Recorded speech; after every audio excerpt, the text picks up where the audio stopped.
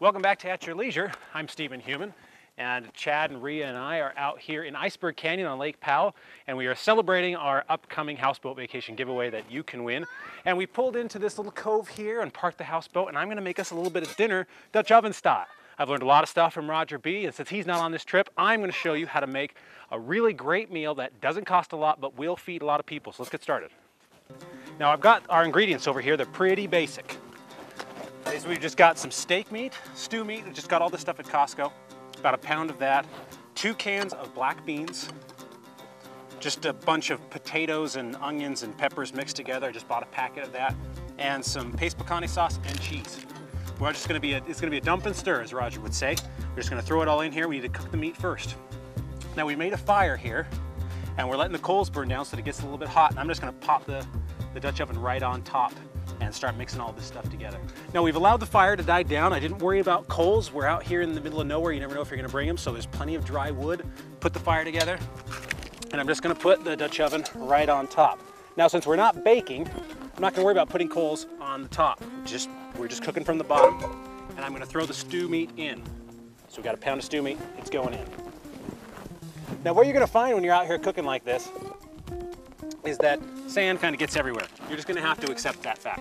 You're not gonna be able to stress out too much about the fact that there might be sand in your Dutch oven. You're just gonna have to deal with it, and that's what we've done today. So I'm gonna put this in and I'm gonna brown up this meat.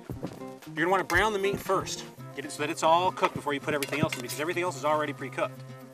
Now every now and then, you're gonna wanna take this and you wanna turn your Dutch oven. Just give it a quarter turn, because the heat's not gonna always be level, not always gonna be equal on the bottom. Rhea, come on over here. You want to help? Yeah. You want to learn? Come here. I'll help you if I can help eat it. You'll help eat it. All right, so put those in. Right now, we're just going to put in the potatoes. Now let's start mixing it all together. Now remember, the potatoes are already pre-cooked, so we just need to heat those up. All right, this has been simmering now with everything in it for about 10 minutes. It's nice and hot, the beans are cooked. So I'm going to put some of the salsa in. These are the last 2 things to put in.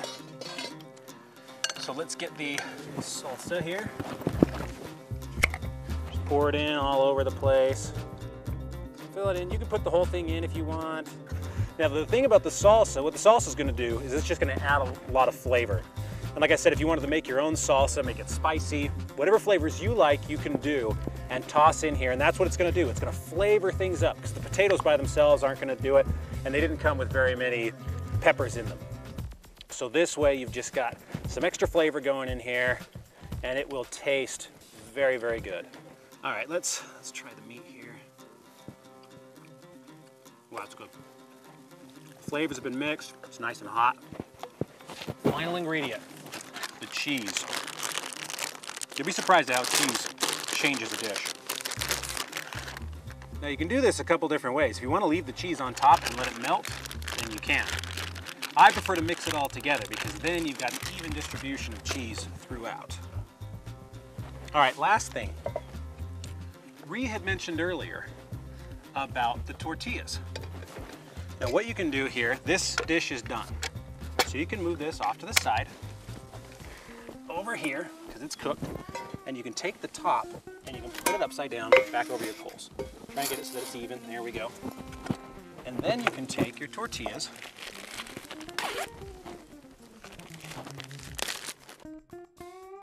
toss them on there.